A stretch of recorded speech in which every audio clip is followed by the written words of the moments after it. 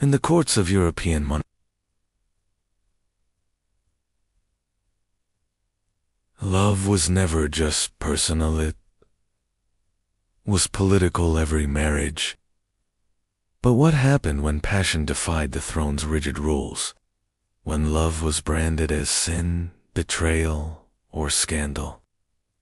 In opulent palaces and hidden chambers, kings and queens harbored secrets that could topple dynasties. Some paid with their lives, others with their crowns, and many with their peace of mind. This is the story of royal hearts, caught in forbidden love and the devastating consequences that followed. Edward II of England. A king's fatal devotion in 1327. The corridors of Berkeley Castle echoed with screams that would stain English history. King Edward II, ascending the throne in 1307, was undone not just by political rivals, but by a love that defied his era's norms. His intense bond with Piers Gaveston, a Gascon noble, sparked outrage in the rigid English court. Edward lavished Gaveston with titles, lands, and public affection, embracing him openly and seating him beside the throne. Acts unthinkable. Hierarchical society. The barons, incensed by both favoritism and the romantic nature of their bond, captured and executed Gaveston in 1312. Edward's grief-fueled vows of vengeance, but he soon found solace in Hugh Despenser, the younger. Despenser's influence surpassed Gaveston's effectively.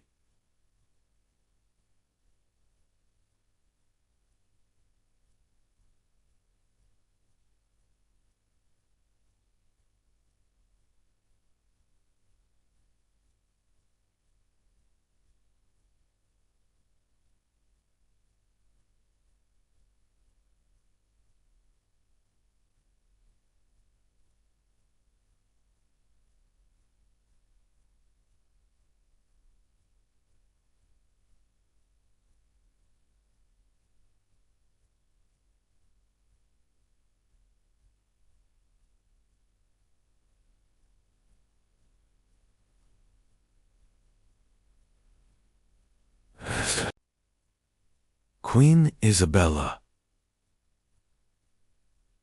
Humiliated by her husband's preferences, in 1326, she invaded from France, captured Edward, and forced his abdication in favor of their young son.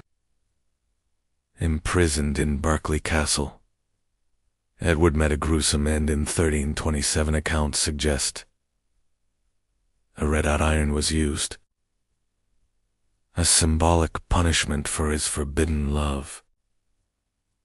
James I of England, the king and his favorite. In 1603, James VI of Scotland became James I of England, uniting crowns and igniting a scandalous romance. Georgeville, a charismatic 22-year-old, arrived at court in 1614 and captivated the 48-year-old king. Their relationship, openly romantic, shocked even a court accustomed to excess. James called Villiers "my sweet son and wife" in letters, while Villiers signed as "your humble slave and dog." Elevating him to Duke of Buckingham, James granted Villiers unprecedented power, allowing him to shape state decisions. The public mocked James as Queen James, with satirical pamphlets and Puritan sermons, condemning their bond as divine affront. The relationship endured until James's death in 1625. Buckingham, unable to wield the same influence over Charles I, was assassinated in 1628, reportedly dying with James's name on his lips. Frederick the Great of Prussia, a philosopher's silent heart. Born in 1712, was a brilliant monarch, military strategist, Enlightenment patron. Yet his personal life was marked by profound solitude. His father, Frederick William I, despised his son's artistic leanings and reacted with violence upon discovering Frederick's close friendship with Officer Hans Hermann von Katt. In 1730, Katt was beheaded for sodomy and treason, as Frederick, then 18, was forced to watch, collapsing in horror. Traumatized, Frederick married but the union was loveless. He avoided his wife, never producing heirs, and built an all-male sanctuary at Sensuchi Palace.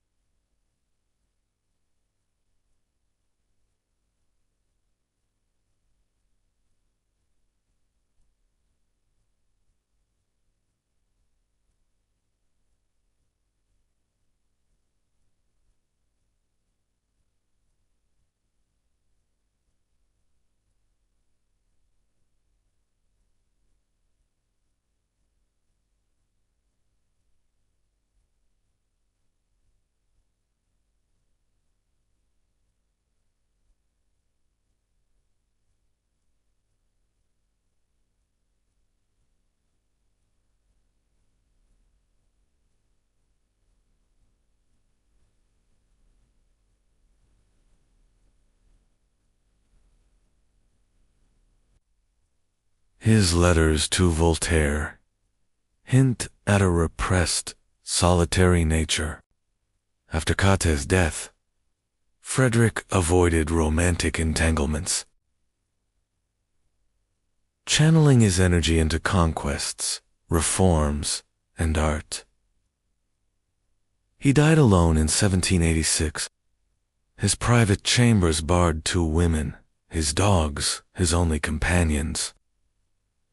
Richard the Lionheart. A crusader's bond, Richard I of England. The legendary Lionheart of the Third Crusade was a warrior celebrated in Thales. Yet chronicles from the late 12th century reveal a complex personal life. During the Crusade, Richard formed an intimate bond with Philip II of France.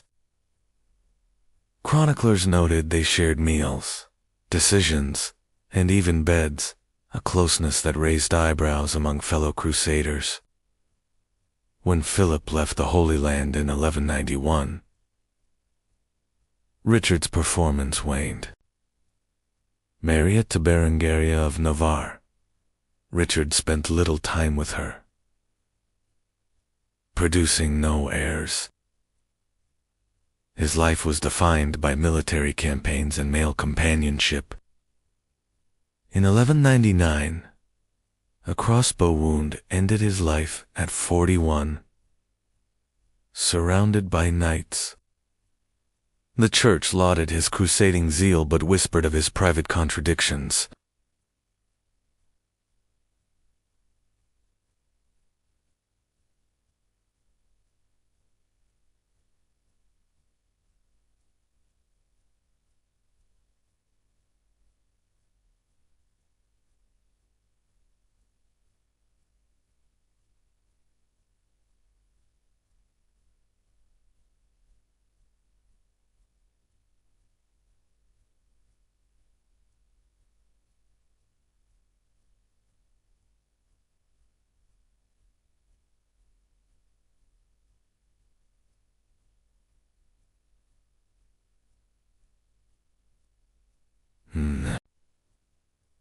Louis XIII,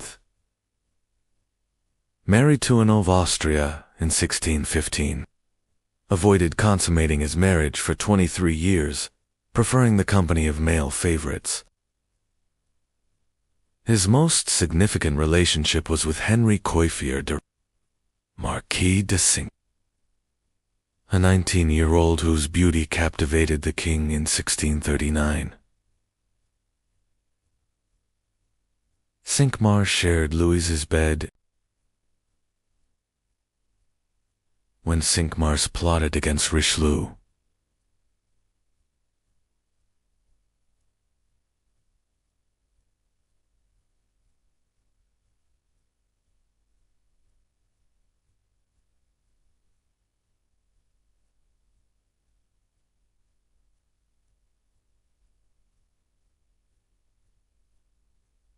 Forcing Louis.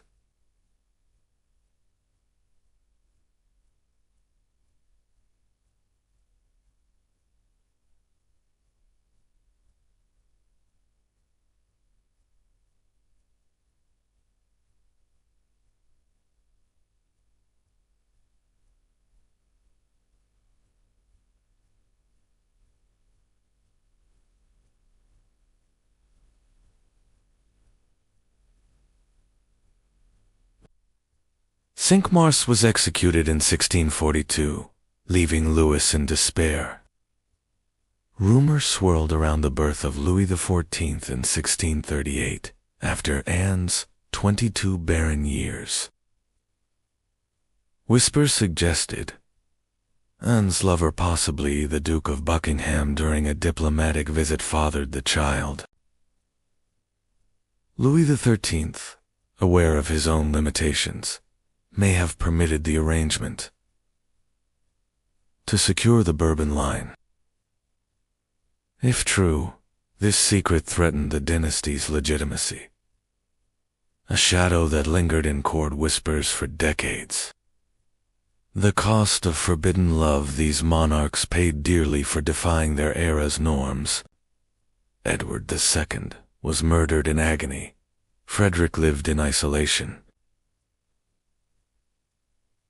Cinq-Mars faced the scaffold, and others sacrificed happiness for duty. Their stories, once whispered, real the human side of royalty, hearts bound by love, yet chained by expectation. In the 21st century, figures like Ivor Mountbatten, who married openly, symbolize a triumph over centuries of secrecy. These tales of forbidden love not only shaped personal lives, but sparked wars, toppled thrones, and reshaped European history, proving that even behind crowns, human hearts yearned to beat freely.